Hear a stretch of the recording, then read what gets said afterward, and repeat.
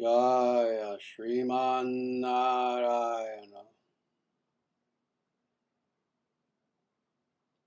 Jaya Bhagavan Shri Krishna. Jaya Shri Guru.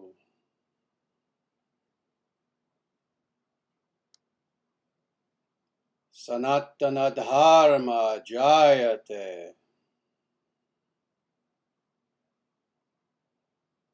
Dharma Rashtra Jayate.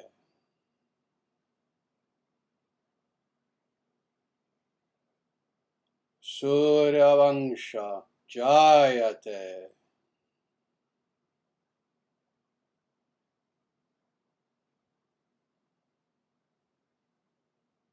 Om Hri Om.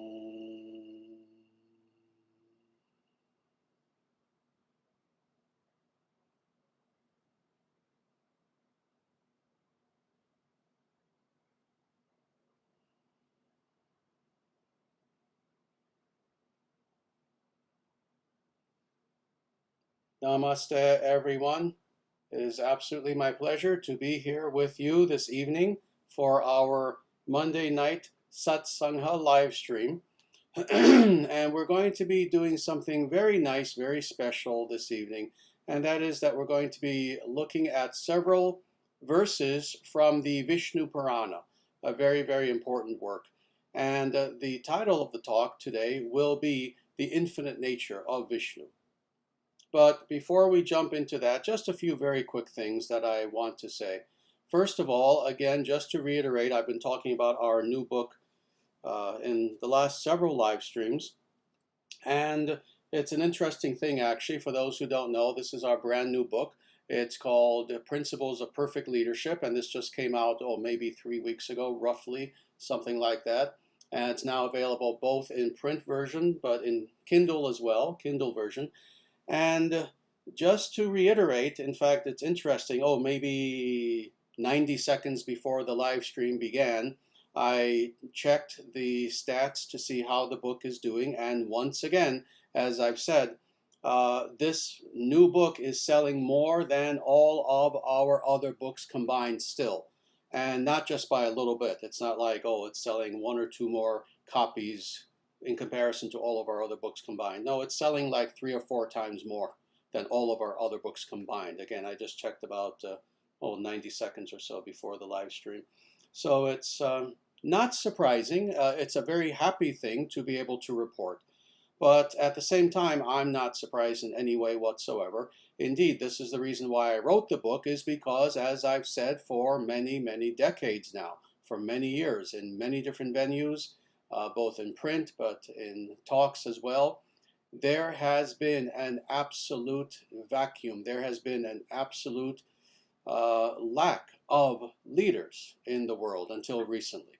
And we all know this. This is something I've spoken about endlessly, to the point where I finally realized, well, yes, I understand that there's a lack of leaders. Many people understand this. I am in the process of creating leaders, and there are other leaders who independently are arising as well. And I realized, well, why not do something about this? Why not write the manual for what it means to be? And again, the title is very much on purpose, not just a good leader, not just an efficient leader, not just anything else you can think of, but rather a perfect leader. Perfect. That's what this book is about. And not that it should intimidate anyone in my audience, but don't let that title intimidate you. Perfect leadership, perfect leader. Indeed, this is what we're missing. This is what we know in our hearts that we want. That's why, for those of us who are fans of Lord of the Rings even, we know Return of the King. We know that in the hearts of all good people is that desire to see someone arise on the world stage who is not just, not as corrupt as the others, no. Not just, he's pretty good, he can give a good rousing speech. No, someone who in everything that they are is perfect. Perfect. And without shying away from that word, Perfect, not meaning that, they have perfect memory necessarily. They can tell you what they had for lunch on a certain date 20 years ago. Not perfect in that trivial sense. Perfect meaning in their character. Perfect meaning that they represent the absolute spirit of their people perfectly. They are the personification of the spirit of their mission, number one. Number two, they're incorruptible. If we had leaders who had only those two qualities alone, a golden age would start immediately and without hesitation. So that's what's meant by a perfect leader. So that's what this book is about. How to be a perfect leader for this coming golden age. So if you have not gotten your copy yet, please do so. Because again, it's a unique book. It's not like any other book on leadership you've ever read. And it's different even from my other books. So all that being said, just a few very quick reminders for those of you who are new here. Please feel free to like this video. Please feel free to share the link. We're going to be going on for an hour, so it's not too late to share the link with others. Please visit our website when you have a chance, dharmacentral.com. And when you're there, you will see also the other books that we have available as well. You will see that dharmacentral.com is a wonderful resource for learning more about Sanatana Dharma. It's a website that we have had up since 1998, so quite a long time actually. And you will see also that we have an email list that is there that you're welcome to join. And if you join our email list, you will be receiving more information about Sanatana Dharma. We're not going to blow up your email box with lots and lots of things. No, it's just once in a while you'll get something from us, a nice little announcement about something. And then finally, let me say that if you are indeed someone who you identify closely with our movement, the International Sanatana Dharma Society, then also when you are there, please feel free to become a monthly tithing member of the International Sanatana Dharma Society. If you look on the menu, very easily you'll see where there's a place where you can become a member. And you can become a member for as little as $5 a month, as much as $1,000 a month or more. Anything that you want to contribute toward the ISDS on a monthly basis would help us tremendously with all the many projects that we have going on. So with that, I thank you for your indulgence with those announcements. Let us now dive into what we're going to be speaking about today. And again, this is going to be titled The Infinite Nature of Vishnu. And in seconds, you'll see why we decided to call it that. But let me just say, first of all, what we're going to be commenting on are several verses from what is called the Vishnu Purana. The Vishnu Purana is one member of a genre of literature known as the Puranas. And there are 36 in total. A lot of people aren't aware of this. People will have heard, for example, of the Srimad Bhagavatam, which is one of these works, also known as Bhagavata Purana. But in actuality, there are many, many Puranas. There are 18 Mahapuranas, or major Puranas, and then 18 what are called Upa Puranas, or minor ones, minor Puranas. Well, the Vishnu Purana certainly falls under the category of major Puranas. That's a given. But it's also considered to be one of, bar none, one of the most important of the Puranas. The Vishnu Purana is what is called a Sattvika Purana. That is, it is one of 6 Puranas that are of qualitatively the highest nature and speak about the most important things. And I believe it's the Padma Purana. I could be wrong about that, but I'm 90% sure. In the Padma Purana, it lists the Puranas as 6 that are Sattvic, 6 that are Rajasic, 6 that are Tamasic. Vishnu Purana falls under the Sattvika category. And we sadly do not have the full Purana. The entire Vishnu Purana is 23,000 verses, and in Anushtubh meter, so in shloka form. Of those original 23,000 verses, we have approximately 7,000. The rest is not available to us at the present moment, but we have 7,000. So this is the Vishnu Purana. What does the Vishnu Purana focus on? Well, you can tell by the name. It focuses on Vishnu very specifically. And it is a truly beautiful Purana. It has many, many things within it. It has cosmogony, cosmology. It has Vangsha. It has the lineages of various kings, sages, etc. It talks about cycles of time. It talks about many, many different things. But also, the heart, we could say, of the Vishnu Purana is indeed Vishnu, understood both philosophically and very deeply philosophically, as well as devotionally as well. So there is a lot of content within the Vishnu Purana where it talks about both divine ontology, a little bit of epistemology, soteriology to a great extent, that is, how do we achieve liberation, etc. But there is also, you can see a beautiful thread of devotion, of bhakti, all throughout the Vishnu Purana. And indeed, there are many areas within the Vishnu Purana where it talks in a very deep way about what is the nature of bhakti or devotion to Vishnu. So this is the Purana that we're going to be looking at today. And the totality of this Purana is a conversation between two sages. That is Maitreya and Parashara Muni. These are the two individuals, and it is Maitreya who is the student, and Parashara Muni who is the guru, who is the main individual who is speaking within the totality throughout the Vishnu Purana. So that's the Vishnu Purana in the smallest, truly, of nutshells. Now, all that being said, let's dive into these verses. And just to let you know, first of all, these verses are in the description if you wish to follow along. Otherwise, this is Vishnu Purana, and it is Canto 1, Chapter 9, and we're going to be looking at verses 50 to 56. So with that, I will read this once, and then we'll go through this. And these verses proceed in the following way. The infinite nature of Vishnu is pure, intelligent, perpetual, unborn, undecayable, inexhaustible, inscrutable, immutable. He is neither gross nor subtle, nor capable of being defined. I offer my obeisances to that ever-holy nature of Vishnu. I offer my obeisances to him whose faculty to create the universe abides in but a part of but the 10-millionth part of him. I offer my obeisances to him who is one with the inexhaustible supreme Brahman. I offer my obeisances to the glorious nature of the supreme Vishnu, which neither the gods, nor the sages, nor I, nor Sankara, that is Shiva, apprehend.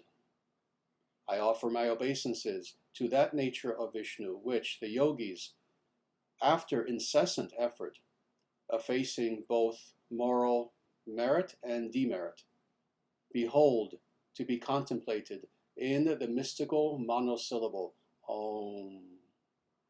The supreme glory of Vishnu, who is the first of all, who, while being the one and only God, is the source of the triple energy, that is the tri-guna-shakti, of whom is the same with Brahma, Vishnu, and Shiva. O Lord of all, great soul of all, asylum of all, undecayable, have mercy upon your servants. O Vishnu, be manifest to us. Very nice. So this is again from Vishnu Purana. And these are only a few verses. These are only 6 verses. But they give us a very nice taste of what the rest of the Vishnu Purana is like. And indeed, I've read the Vishnu Purana in 2 translations, and I've read the original by H. Wilson, which I believe was done in 1840, and then there's a more recent critical edition that came out roughly 1998 or 99 that I read when I was in graduate school. So indeed, I've read the totality of the Vishnu Purana, and what we have here is indeed representational of the essence of the Vishnu Purana and how the rest of the Vishnu Purana is. So all that being said, let's go through these beautiful verses and unpack this a little bit. First of all, the infinite nature of Vishnu. Again, you see where we get the title for today's talk, the infinite nature of Vishnu. Let's speak about this for a moment. This is the nature of Vishnu. First of all, we have to understand that what is meant by Vishnu is when you hear the word Vishnu, when you hear the word Narayana, for that matter, when you hear the names of any of the avatars or any of what is considered to be Vishnu Tattva, that is those beings who are manifestations of Vishnu, of Narayana, it is to be understood that what is being spoken of is God. Not a God. Again, this is why Wikipedia is the worst source humanly conceivable for anything related to anything Vedic.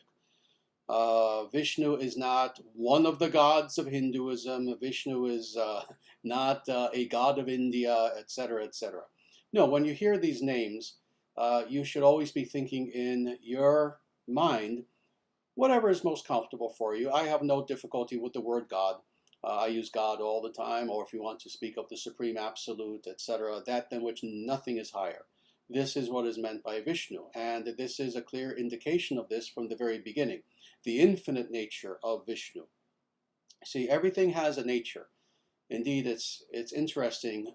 These videos, sadly, are not available on YouTube, but they are available on our BitChute and Rumble and Odyssey channel. We have 4 videos up of a continuous series that I'm still in the midst of doing called Curing the Poison of the Kali Yuga. And in the very last installment, I talk about what is the nature of one's internal nature. That is, one's svadharma. What does it mean to have an essence? Well, here, this is what's being spoken of. The infinite nature, i.e., the infinite internal essence of Vishnu is that Vishnu is infinite. What is meant by infinite? Meaning that Vishnu's grandeur, Vishnu's greatness is both quantitatively and qualitatively beyond comprehension. Beyond the comprehension of any one being, however powerful that comprehending ability is for that one being, or beyond the comprehension of the totality of all comprehending beings. That's God. That is what is meant by infinite nature, and that is the very nature, indeed the very essence of God, is that there is no limit to God and God's greatness. So, just right off the bat, now we have this understanding, the infinite nature of Vishnu, but now some qualifiers are given by Parashara Muni. So what is the infinite nature of Vishnu? That Vishnu is pure. That Vishnu is pure. What is meant by pure? That there is nothing that exists that comes in contact with Vishnu that is contrary to Vishnu's own internal nature. This is what is meant by pure. That's a philosophical way of stating what in easier terms we could say is this. There is nothing of the nature of that which is impure that touches Vishnu. There is nothing impure in Vishnu. When we encounter Vishnu, we are encountering a being, the ultimate being, who he is, in what he comes in contact with, in every aspect of his concerns, etc. There is the utmost of purity, there is no adulteration, there is nothing that is contrary to or the opposite of Vishnu's own nature as pure goodness. This is what is meant by Vishnu is pure. Let's go on. Vishnu is intelligent. This is the next thing that is said here. But again, of an infinite variety. So we have a lot of people who are intelligent, truthfully, in the material world, and especially today, now that everyone is an internet scholar. We have more people who are convinced that they are intelligent than who actually are. But those people aside, let's say of that small category of individuals who actually do possess real intelligence. Again, to state this again, you can pick the most intelligent of them. You can pick the totality of the most intelligent people as a collective, put them all together, and it would be kind of like lighting a little match and trying to compare it to the sun, trying to impress the sun. In fact, not even. It would be kind of like lighting a match that didn't work and didn't even light and trying to impress the sun. That's what it's like trying to compare our intelligence to the intelligence of God, which indeed is infinite. Our intelligence, we know, is extremely finite. However smart we think we are, however much of a good debater we think we are, etc., etc., our intelligence doesn't even exist in comparison to that intelligence which is infinite, and that only God has. So Vishnu is perpetual. Vishnu is perpetual. Vishnu is eternal. Vishnu is that being who always has been, who always shall be, and more. And this is sometimes confusing for people who are not highly trained in philosophy, but we also are eternal. God's eternality is more eternal than our eternality. That is hard for some people to grasp. Again, I've stated this before. I've had discussions about this with one of my students who was the chair of a physics department. And yes, he agreed that in modern physics there is the idea that there can be and there are multiple infinities, multiple eternalities, etc., etc. So while it is indeed the case that we also as Atman are eternal beings, our eternality cannot compare to the eternality of God for one primary reason, not the only reason. One primary reason, and that is that we are dependent. Our eternality is dependent, whereas God's is not. God's eternality is the source of our eternality. That being the case, there is a qualitative difference and a difference in dependency between our eternality and God. So while a person might say, playing Asura's advocate, well, aren't we perpetual too? Yeah, but not as much as God. So hopefully people understand that. Also, Vishnu is unborn. Indeed, Vishnu is unborn. Vishnu has always existed. Vishnu has existed before there was anything. Vishnu existed before the term eternality, the concept of eternality itself even had meaning. God is unborn. God does not have a coming into being. We have coming into being. We have transition. We have cause and effect. God is. So thus God is unborn. And now looking at the opposite, Vishnu is undecayable. So in other words, Vishnu does not decay. If we observe anything within the material world, and as I always like to say, both perceptual and conceptual, everything around us is decaying. Indeed, this is, according to both Vedic philosophy, certainly Buddhist philosophy, basically all Dharmic philosophy. The idea is that everything that we see around us, even our own thoughts, so again, anything conceptual even, everything is decaying. It looks like it has stability, but again, the famous cup, I use the cup. Oh, it has tremendous stability. I can drink from it, etc. Will this be here in, pick a year, 100 years, 1,000 years, 100,000 years? No, no. And why? Because even though you cannot perceive it, it is decaying right before us. Even as I'm taking a drink, because it is of the nature of materiality composed of atoms, it is decaying, even as we use it. That's true for everything within the material world. Everything is decaying. But what is the nature of Vishnu? Vishnu being that being who fully transcends all materiality and all illusion, for the reason that he is the author of such. This being the case, Vishnu cannot decay. Vishnu is fully transcendent. So let's go on. Inexhaustible. Inexhaustible. Indeed, it's very sad whenever you hear people try to speculate about the nature of God, and their idea is that God is a very, very, very, very big and strong, he must have big muscles, man in the sky. And this is how we tend to think of God. In other words, a type of anthropomorphism, where we look at ourselves and in our limited, not just intelligence, but grasp and even imagination. Even our imagination is very limited when we try to speculate about the nature of God. We try to think of ourselves, but writ large.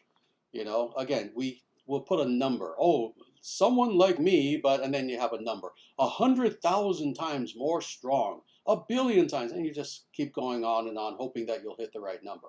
This is our idea of God. And more, this being the case in the same way that when we exert ourselves to do anything, we know that we run out of resources, we run out of energy, etc. We think the same thing of God. Oh, God just created a universe. He should rest now. He should go on vacation for at least a weekend, long weekend. Rest a little bit, rest up, regain his energy. That's how we tend to think about God. But interestingly, according to Vedantic philosophy, including the Isha Upanishad and many other places in the Upanishads, but also here as well, it explains that no, God is inexhaustible. In other words, God can quite literally create not one universe. That's God. God does that. God does that in his sleep, so to say. God can create an infinite number of material universes, and for God, it is as if he did nothing. God is quite literally inexhaustible. There is no such thing as, oh, God using up all his energy, so now he has to rest. No, God can do things, can accomplish things to an infinite degree that is beyond our comprehension, and nothing is taken away from God. On the contrary, God is always full. God is always fresh. God is always inexhaustible in every way. Now let's go on. Inscrutable. Vishnu is inscrutable. This is a word you sadly don't hear very much anymore. It's a word I've always been familiar with, and it's a nice word. It means essentially something that is ineffable, something that is very difficult to know. Usually it's used with humans. You'll meet someone and you'll say, oh, that's a very inscrutable person, meaning that he can't be read. You can't really know him. You can even look on him, observe him, but oh, you don't quite know what's happening in the person's mind. This also is the nature of God, that God is inscrutable. We may think that we know God right now. We may have, this applies to Vaishnavas also. You may have been a devotee of Vishnu, of Krishna, of Narayana for all of your life, and you think, oh, now, yes, I have had great devotion to God. I have studied everything about God. I know every lila, every activity of God. So now I know God. And for those who think that way, my guru had a very interesting saying. My guru, one of my gurus, Bhakti Rakshaka Sridhar Swami, had a very interesting saying about Krishna. He would say, Krishna walks in a zigzag motion. In other words, you think you see Krishna walking this way, and you think you've got him. Okay, that's Krishna. Whoa. Now he's going this way. All right, well, I guess Krishna is heading to, oh, and now suddenly he's going in a different direction, and on and on. This is the nature of God, that the moment that we think we have got, oh, I've got him, no, you don't. And never will. He is inscrutable. And you'll never guess what is in his mind and what he is doing. Immutable. Immutable. Again, God does not change. God does not change in any way, shape, or form whatsoever. Oh my God, again, anthropomorphism. It is so amazing when we think that God is a big man in the sky. With all of our flaws, we project those flaws onto God. And I've studied religion all of my life. And when I say studied religion, I don't mean the way most people study religion. I mean, studying religion has been my life. I do nothing else but study religion, and I have for 45 years. And it's always amazing to me when, again, we see this idea of anthropomorphism, where we have the idea that God has the same flaws that we do. And I have literally seen religious people, quote unquote, religious leaders, and they tend to be Abrahamic for the most part, liberal Abrahamic denominations and religious leaders, but sadly is also snuck into some aspects of modern Hinduism as well, where the idea is that God necessarily must acquiesce to whatever is the latest fad in our specific culture given the year that it is. What's the year right now? It's 1969 right now. Oh, sorry, it's 1978 right now. Oh, sorry, it's 1985, and you get the idea. Whatever the specific year, whatever is the current year, foolish people are convinced that whatever is the common mindset of that year, that's truth, and thus, of necessity, God must acquiesce to that truth. So whatever is the big political fad right now, whatever is the group fighting for their rights right now, whatever is the idea of the age, whatever is the zeitgeist that is occurring right now, it must be the case that, well, if God wants to remain current and hip, it must be the case that God also agrees. I have literally encountered religious leaders who have this idea. No. Vishnu, God is immutable. God does not change. God doesn't care what your opinion is. God doesn't care what the opinion of current culture is, what's being told to us by the media, what your favorite politician is telling you, etc., etc. God does not change. God does not, I've said this before, God does not change his opinion. God does not have opinion. God is truth. This being the case, indeed, God does not change. On the contrary, if we wish to know God, in a way we can understand the entire process of coming to God, knowing God in this way. If anything, we are the ones who must be mutable in that we must change our opinions, we must change our lifestyle, we must change our everything to be in accordance with God, not the other way around.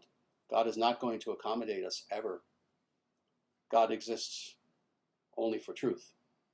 That being the case, we must accommodate ourselves to God. So God is immutable. Now let's go on. We've done about 1% of these verses so far. I will try to go a little bit quicker now. He is neither gross nor subtle. So very simply, what does this mean? That God is not of the nature of the material. By gross, what is meant by gross is quite literally material. Quite literally, God does not have a body. God is not concerned with the physical, but also the subtle. So in other words, we understand in Sanatana Dharma that there are, for the typical human person, there are three modes of being. There is the physical, physicality, but then also there's what is called Sukshma Sharira, or that is the psychic realm, and then that is the subtle realm, and then ultimately there is the spiritual realm. Well, by subtle, what is meant by this is that second mood of being. God is not of the nature of the psychic.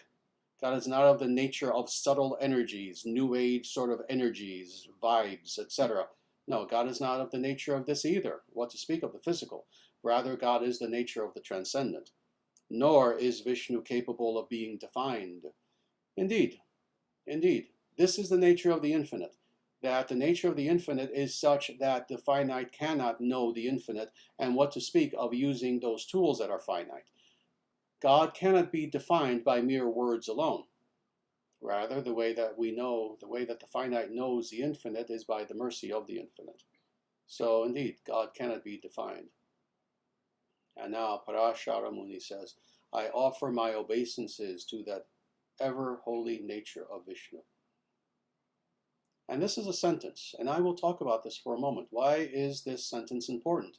We're talking about deep philosophy here, what is called divine ontology. We're talking about the nature of God. But now suddenly he makes a very personal statement here. I offer my obeisances to that ever holy nature of Vishnu. Several things to be said here, actually, several things.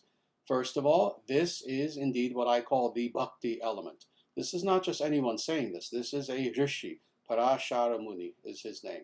And he is a devotee. He is a Vaishnava. He is someone who himself is a devotee of Vishnu. And thus he makes this statement that indeed I offer my obeisances to this being who I have just been describing. This is what is going on in his mind, if I can be so bold.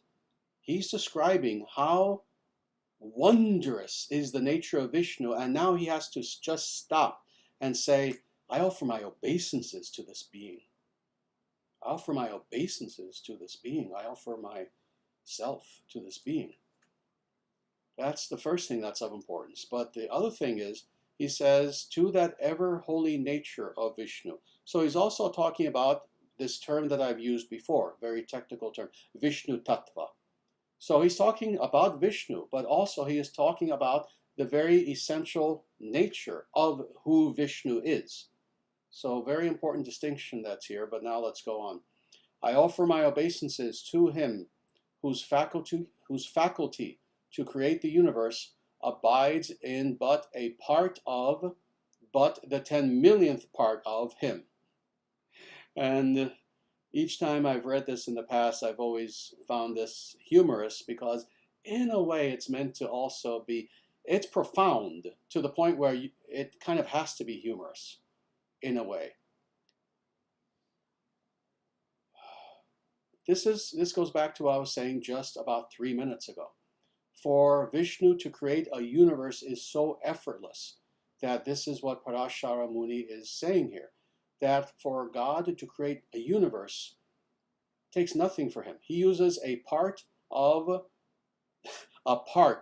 that is 1/10,000,000th part of him. So first of all, several things to be understood. First, yes, this is not meant to be taken literally because again, you cannot ascribe quantity to Vishnu, but rather a number is used, and a very big number, in order to understand that yes, for Vishnu to create a universe is nothing for him. So that's why a number is even here. But also it's important that he says, he doesn't say 1/10,000,000th part. No, he says a part of 1/10,000,000th part. So that initial part of the 1/10,000,000th part, how small is that part? Potentially infinitesimal. So thus again leading to the conception that for Vishnu to create a universe is literally effortless. This is a very subtle point that I'm making here. Look at the verse and you'll see the subtle point. But I don't want to spend more time because I would like to not take too much time with these verses. Let's go on. And once again, you'll see that again and again. Now that he had that first initial statement that I offer my obeisances, he begins with this now. I offer my obeisances to him who is one with the inexhaustible supreme Brahman. So again, he is offering his obeisances. So now he is still stating philosophical, axiomatic truths, but now permeated with bhakti, permeated with bhakti, permeated with bhakti. Do you remember before we even began looking at these verses, I mentioned this. This is the nature of the Vishnu Purana, that you have deep philosophy, but also the work is permeated with bhakti. You see this even in these sentences. So what is this sentence saying very specifically? Very simple thing, that Vishnu is Brahman. Vishnu is God. That Vishnu is that being who is the goal of all Vedantists. Any individual who considers themselves to be a Vedantist, that is, one who wants to understand the very culmination of Vedic wisdom, an individual who wishes to be the highest of philosophers, Vishnu is their goal. Vishnu is Brahman. Very simple. This is what he is saying. Now let's go on. Again, I offer my obeisances to the glorious nature of the Supreme Vishnu, which neither the gods, nor the sages, nor I, nor Sankara, Shiva apprehend. And let's stop there. So again, he's offering his obeisances. But now, qualifier. Qualifier. These are all qualifiers, actually. These are all explaining to us all these qualities, why we should worship Vishnu. But now, interestingly, he brings others into the mix. At first, he was speaking very deeply philosophically, but now he is bringing in authorized representatives of the Vedic tradition to prove his point even more, which neither the gods, so this means the demigods, this means the devas and devis, nor the sages, that means the rishis, that means the perfected acharyas, gurus, yogis, etc., nor I, he says, so I, Parashara Muni, nor Sankara, that is Shiva, apprehend. In other words, he is saying that all of these beings who are very, very high beings, so again, the gods, sages, he himself, even Shiva himself cannot fully apprehend what is the infinite nature of Sri Vishnu. This is what he is saying here. So again, let's go on. I offer my obeisances to that nature of Vishnu, which the yogis, after incessant effort, effacing both moral merit and demerit, behold to be contemplated in the mystical monosyllable Om. Now let's look at this. We can actually go through this long sentence pretty quickly, actually. So again, he is offering his obeisances, and now he is speaking about the yogis, which the yogis, and now he explains what it means to be a true yogi, a proper yogi, after incessant effort. So these yogis who, after incessant effort, in other words, these are serious yogis. These are yogis who, they put in effort. These are yogis who, they practice. They practice meditation. They practice yajna. They practice the ashtanga, the 8 limbs of yoga, etc., etc., etc., and incessantly so, meaning that they don't stop, meaning that they don't give up. So this is who he's talking about. Such yogis who also, on top of that, effacing both moral merit and demerit. In other words, to state this in modern English, they transcend both good and bad karma. They reject both good and bad karma, so thus living on that transcendental plane that is beyond karma. Behold to be contemplated in the mystical monosyllable Om. In other words, those yogis who were just described, who are incessant in their nature, who transcend karma, what do? They behold that Supreme Vishnu in this divine sound vibration, A-U-M, Om. The Om mantra is found throughout the totality of the Vedic scriptures, from the very first, from Rig Veda and all throughout.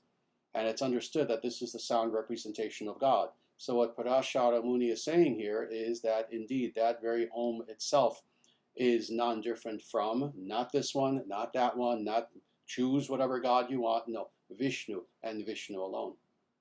And the yogis know this. This is what he is saying. Now let's go on. The supreme glory of Vishnu, who is the first of all. The first of all. Now let's talk about this. Indeed, Adi, Adi. Adi means the first. Adi means several things in Sanskrit. Adi, as is true for many words in the Sanskrit language, has several different meanings. It means etc. It's sometimes used in that way, but it also means the first. So, for example, Adi Guru, the first of gurus. So in this particular case, what Parashara Muni is saying is that Vishnu is the first of all. That is, within any conceptual, and I must state it in this way, in any conceptual idea of causality, God is that which is what Aristotle would call the first cause, beyond whom there is no cause, self-caused. That is the nature of God. And now, who, while being the one and only God, so again, this points to the unitary nature of God, that God is not 279, God is not 15, God is not 17, God is not this, God is not that, God is one. God is one unitary, perfected, monadic being who is the source of all. So this is what is meant by this. So being the one and only God is the source. And now this is interesting. Is the source of the triple energy, that is the 3 gunas, the tri-guna-shakti, of whom is the same with Brahma, Vishnu, and Shiva. Now let me explain this a little bit, because we're getting close to the end. I do want to spend a little bit of time explaining this. Within each universe of necessity, this is the nature of physics itself. This is the nature of what it means to be an existent thing within materiality. An existent thing, whether it's a person in a material body, whether it's a planet, whether it's anything, comes into being, persists for some time, goes out of being. So anything that's material has those 3 elements. This is also true for every single given material universe. Every universe, of course, comes into being. It then is maintained for some time, but then it has to go out of being. So within each universe, there are 3 beings who are responsible for those 3 states. And the being who was responsible for creation materially is, interestingly, Brahma. Then there is an expansion of Vishnu, not the original Vishnu, but an expansion of God who is responsible for maintaining the universe. And then finally, there is Shiva, who is responsible for the dissolution of the universe, a universe coming to an end. And interestingly, it is understood in all the Vedic scriptures that gunically, that is, as far as the gunas, Brahma represents sattva, I'm sorry, Brahma represents Rajas, I should say. Brahma represents Rajas as the creator. Vishnu represents Sattva as the maintainer, and Shiva represents Tamas as the destroyer. Now, with this understanding, this is what Parashara Muni is saying here, is that God is the source of all three of these energies, which then become manifest as these three beings. Brahma, the tertiary Vishnu, and then Shiva. And now let's go on. Now he prays, Parashara Muni prays quite literally to God, having described God in all these ways. He now says, O Lord of all. Lord of all. What is meant by all? Again, this is why I always use this term, because it's an important, philosophically all-inclusive term. What is meant by all is all that which is perceivable and conceivable. O Lord of all, great soul of all. 4 words, great soul of all. Great soul of all. And to people understand that that little term, those 4 words, are so significant that we could write a 500-page book on what is meant by that alone. How important this is. This is explaining how God is indeed the soul of all souls, that God is indeed the soul of our soul. But again, we won't go very deeply into this, but God is indeed the great soul of all. God interpenetrates all of reality, including even ourselves as Atmans. God is there within all things. We know we have a soul, but God is quite literally the soul even of our soul, in the same way that our soul has the primary place in relationship to the body. The body is secondary in comparison to the soul. The soul is the person. The body is just the object of the person. In the same way, figuratively, we could say that God is the soul of all reality, including even our soul. Even our very Atman itself is like the body of God, in a way, figuratively speaking, in comparison to God. So, indeed, God is the great soul of all. Asylum of all. Asylum of all. Asylum, not meaning a crazy house. That's not what's meant by asylum, but rather the other sense. Like when you seek asylum, let's say you're being persecuted in your nation. You go to another nation and you say, oh, can you please help me? It is to God who we turn for asylum, that we go to for shelter. When we want shelter from any bad thing that is occurring to us, it is to God, it is toward God who we turn. So the asylum of all. Again, undecayable. So God is not material. And then he says, very beautifully, have mercy upon your servants. Have mercy upon your servants. We who are your servants. Vaishnava. Vaishnava. This is what the term Vaishnava means. Again, stop going to Wikipedia for your information on this path. It will say on Wikipedia that Vaishnava is one of the sects of Hinduism. That's not what Vaishnava means. Vaishnava means a servant of God, a servant of Vishnu. That is what a Vaishnava is. So please have mercy upon we who are your servants. O Vishnu, be manifest to us. O Vishnu, this being who has just been described in all of these verses, the grandeur of which, the greatness of which is inconceivable, is indescribable, is quantitatively and qualitatively unknowable in the full sense of that term. We ask that being to become manifest to us. What does that mean? What does that mean? Imagine this. Everything that was just described to us, everything that was just described by Parashara Muni, that which is literally the indescribable. Yet, Parashara Muni ends this section here in the Vishnu Purana by making a seemingly innocent statement, the philosophical implications of which we can't even imagine. This is what Parashara Muni is saying. Oh, you, Vishnu, this divine being who is infinite in nature, who I have just described in all these amazing, wondrous ways, who can create an infinite number of universes, and it is nothing to you. I ask that you be manifest to me. In other words, that I realize you, that you be here before me, that I have your darshana, that I have your association. Think of the implication of this. What does that even mean? To realize such a great being, to have such a great being manifest before us. Again, in a way, what Parashara Muni is asking for is the impossible.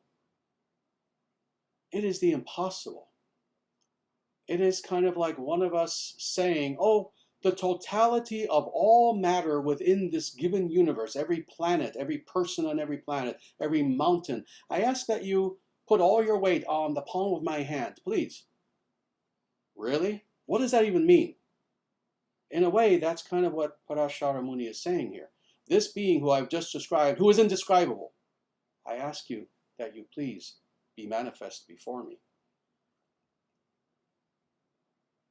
Several things, and I'm going to end with this, but it's important.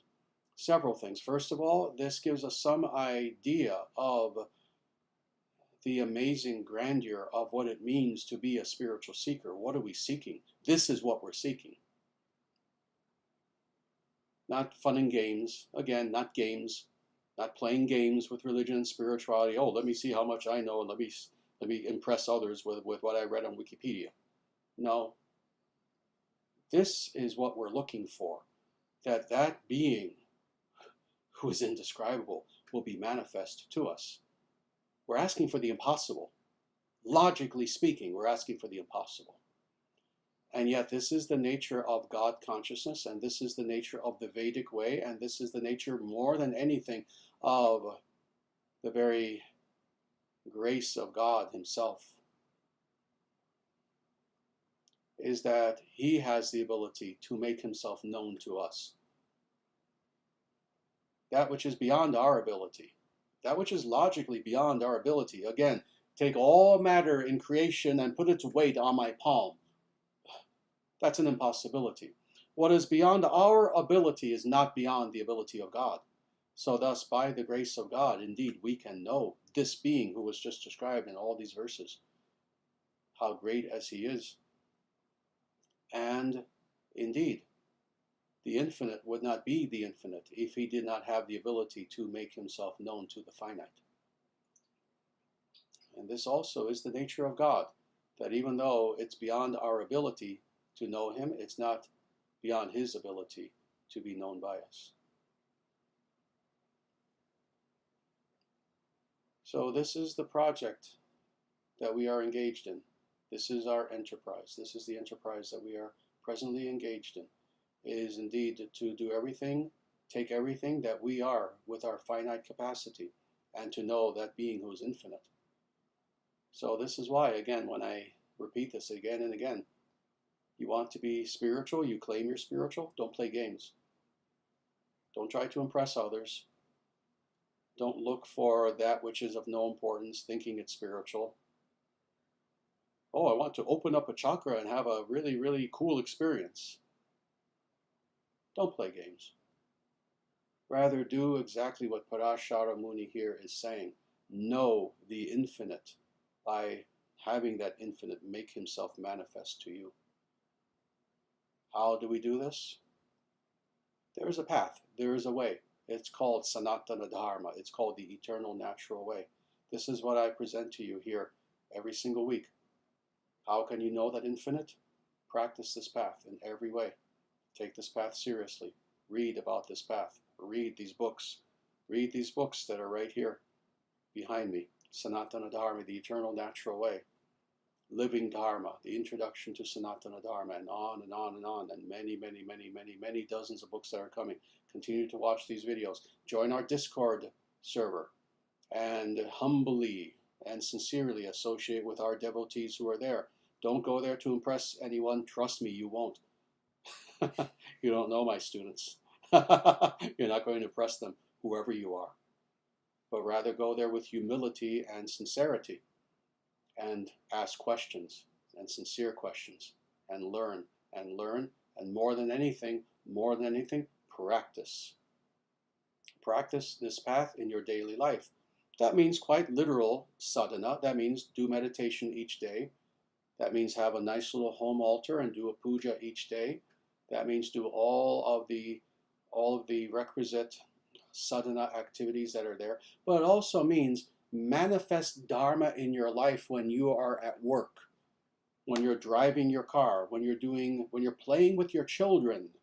Play with them in a dharmic way, understanding that the joy of play itself has its source origin in God, that bliss has its source origin in God, and on and on and on. In this way, truly practice this path, and you too will know this infinite Sri Vishnu. So with that, I will stop here, and I see we have 3 minutes left. So needless to say, I'm not even going to try to answer questions today, and I apologize for that. This was important, actually. Again, Vishnu Purana is one of the most important Puranas. It's one of the top 3, really the top 2. Vishnu Purana and Bhagavata Purana are the 2 most important Puranas that exist. So I thought it was important to spend a little bit of time looking at the Vishnu Purana and precisely what it is that it says about the nature of God. So that being said, we're going to stop here. Again, there isn't really time for serious questions and answers. Rather, please join us again next week, and I will make sure that whatever talk I give, I'm going to leave plenty of time for questions and answers. And on top of that, let me just tell you, actually, next week, next Monday, our live stream is going to be very different and very special. And I'm not going to tell you why. I like surprising people. Make sure that you are here next Monday. It's going to be unlike anything that we've done. So please be here next Monday, 7 p.m. Central Time. And again, we will have a very special live stream on that day. Very good. So with that, thank you all very much for being here.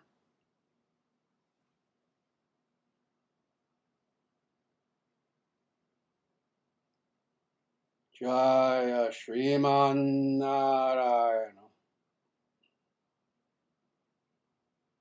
Jaya Bhagavan Shri Krishna. Jaya Shri Guru.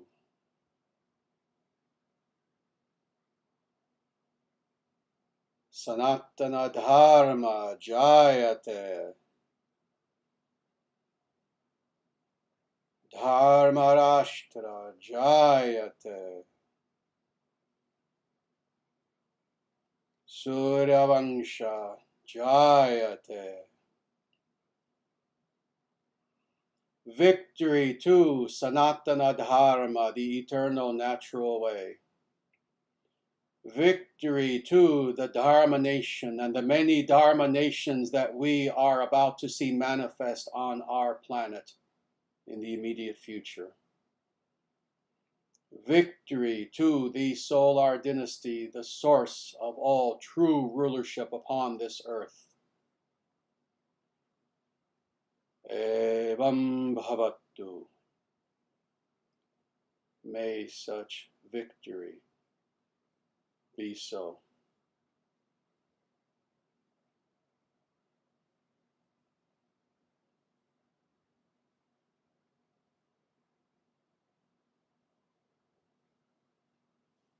And with that, everyone, until next Monday, I ask you all, please, to take very good care of yourselves in every way.